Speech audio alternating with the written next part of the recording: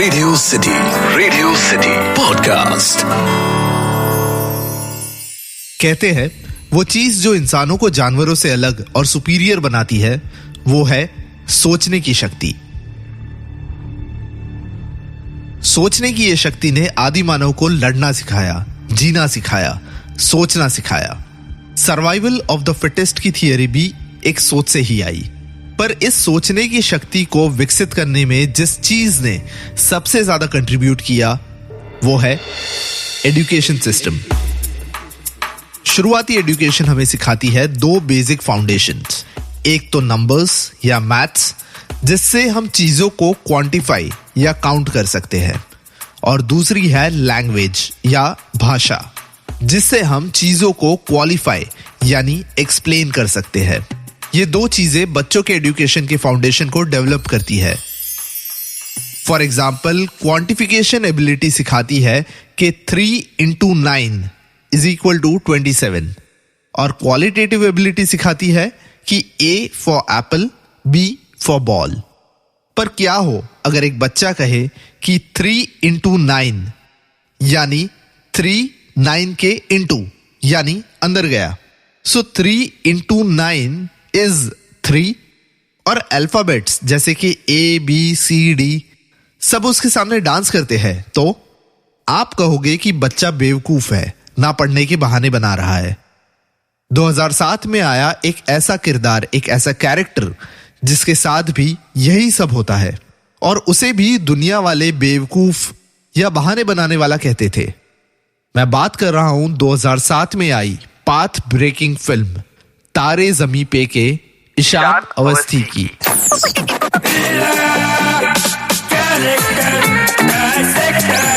Character dissector with Atiq. Radio city पर मैं हूं कैरेक्टर डाइसेक्टर अतीक, और आज हम डाइसेक्ट करेंगे ईशान नंदकिशोर अवस्थी के कैरेक्टर को। भारतीय पर्दे पर किड सेंट्रिक फिल्म्स या कैरेक्टर्स तो पहले भी आए हुए हैं, पर तारे ज़मीं पे के ईशान अवस्थी के कैरेक्टर ने बच्चों के अपब्रिंगिंग पर, या कहे तो उनके बचपन के ऐसे इश्यूज के बारे में बात की जिसे पहले किसी भी फिल्म ने टच नहीं किया था, और वो इशू है डिसलेक्सिया। डिसलेक्सिया कोई बीमारी नहीं है, it's just a learning disorder. Simple भाषा में कहूं तो डिसलेक्सिया वो कठिनाई है जिस कारण एक बच्चा ठीक से पढ़ या लिख नहीं सकता। ईशान अवस्थी एक आम 8 साल का लड़का था। एक 8 साल के बच्चे की ही तरह मस्तीखोर, अपनी ही इमेजिनेटिव दुनिया में रहने वाला, खाने और पढ़ाई से दूर भागने वाला लड़का था। ईशान का बड़ा भाई पढ़ने लिखने और खेलकूद में होशियार था, जिस वजह से हर टिपिकल इंडियन फैमिली की तरह उस पर भी अपने भाई जैसे बनने का अननेसेसरी प्रेशर रहता था। देखो तुम्हारा बड़ा भाई कितना इंटेलिजेंट है, कितना टैलेंटेड है, और तुम अपने भाई का प्रेशर, अपने पढ़ाई का प्रेशर और अपने फादर की हाई एक्सपेक्टेशन से जूझ रहे ईशान अवस्थी को और उसके पेरेंट्स को यह पता नहीं था कि ईशान डिसलेक्सिक है।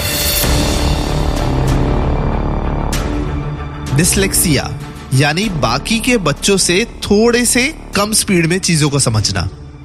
ईशान ऑलरेडी कई इश्यूज से जूझ रहा था, ऊपर से जमाने की फास्ट रेस जहां फर्स्ट या कहे तो अव्वल से कम कुछ भी हो तो मीडियोकर है। Ishan slowly starts getting frustrated.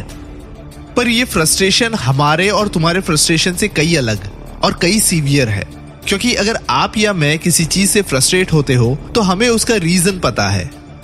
Professional life में स्टक हो, रिलेशनशिप में फंसे हो, फिजिकल डिफॉर्मिटी से फ्रस्ट्रेटेड हो, या आए दिन की जिंदगी के इश्यूज से फ्रस्ट्रेटेड हो, हमें इस फ्रस्ट्रेशन का कारण पता है।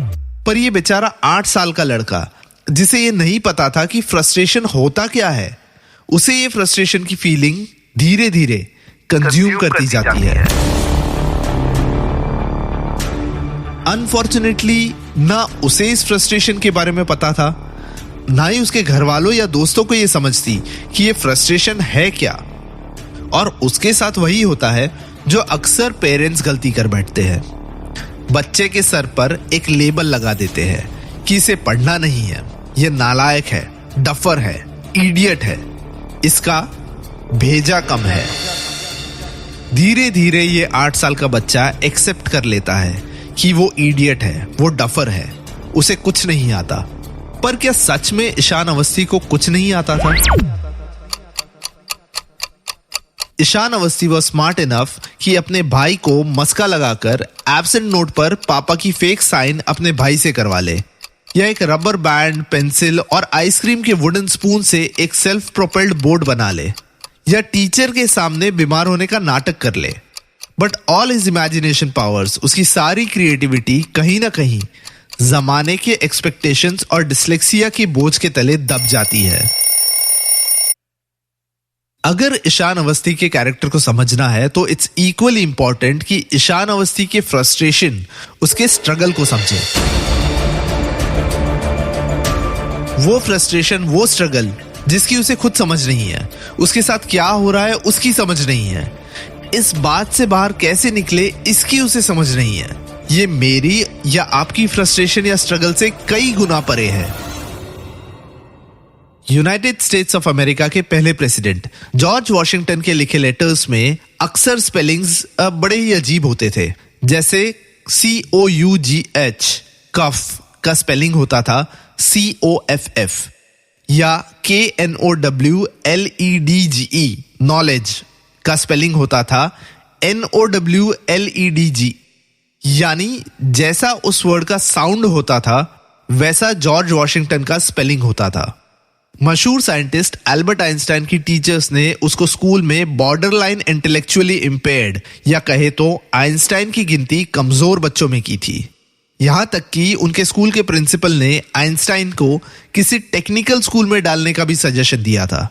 थॉमस एडिसन, लाइट या रोशनी के खोजकर्ता थॉमस एडिसन के टीचर ने एडिसन को मेंटली कंफ्यूज करार दिया था, जिस वजह से एडिसन की मॉम ने एडिसन को होम स्कूलिंग दी थी। दुनिया का सबसे मशहूर बॉक्सर मोहम्मद अली स्कूल में ठीक से ना पढ़ने के कारण आधी पढ़ाई छोड़कर बॉक्सिंग में चले गए। George Washington, Albert Einstein, Thomas Edison, Muhammad Ali, ये सबके बीच एक कॉमन फैक्टर था, डिस्लेक्सिया। ये सारे लोगों को वेरिंग डिग्रीज पर, अलग अलग इंटेंसिटीज में डिस्लेक्सिया था।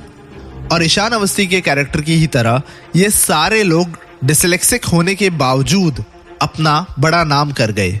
ऑफ कोर्स दुनिया में कई ऐसे लोग भी हैं जो बचपन में डिस्लेक्सिक होने पर कुछ इतना महान काम नहीं कर पाए। मैक्स टू मैक्स वो आज किसी रेडियो चैनल में बैठकर पॉडकास्ट में किसी कैरेक्टर को शायद डाइसेक्ट कर रहे हो।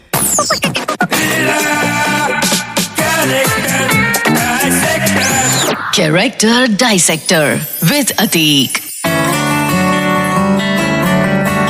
Radio city podcast.